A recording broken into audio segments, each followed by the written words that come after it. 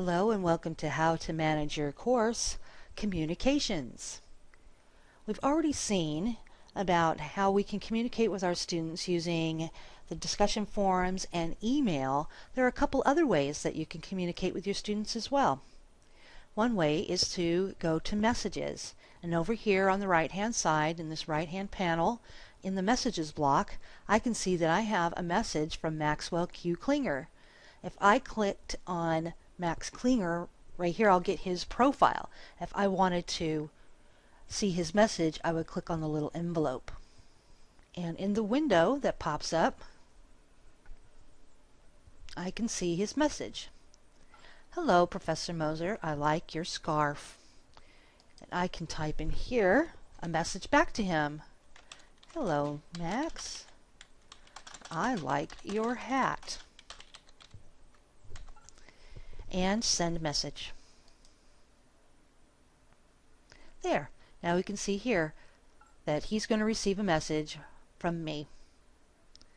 I close this. I have the opportunity now. I can add him as a contact. I can block him. I can look at the message history, or I can just close. Now, it still shows up in my messages.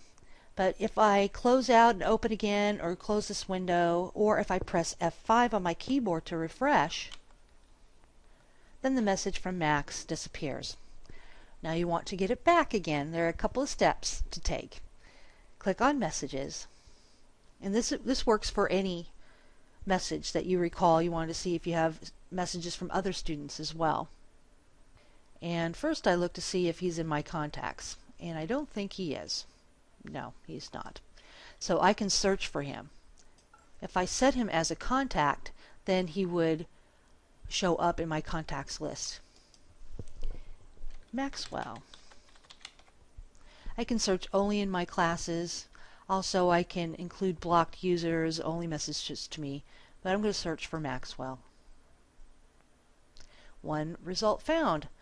And again, if I click on here, I'll go to his profile. I can add him to my contacts, I can block him, or I can search the message history.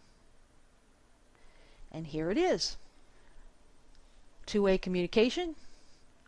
Hello, Professor Moser, I like your scarf. And from Tambra, hello, Max, I like your hat. So that's how you search for old messages.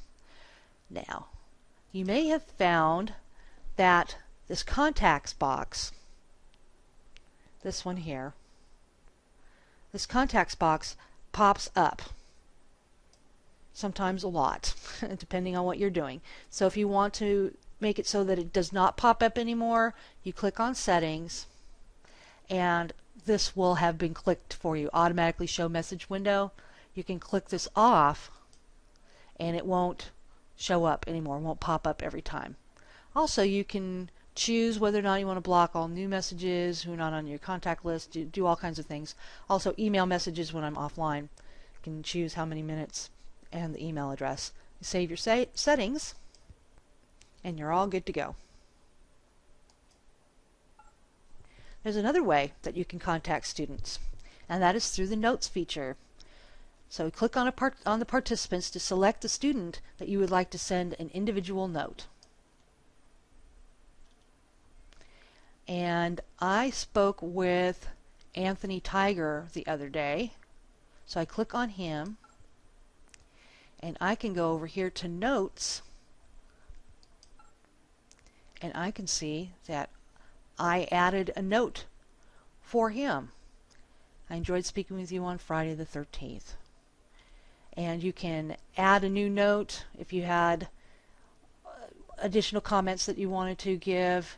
And that's one of the ways. Also, add a new note. When you add a new note and you put the content in, you'll want to make sure that it's personal and not course or site, that only Anthony will be able to see that, unless you want the whole course or site to see that. So you save the changes, but I'm just going to go ahead and cancel.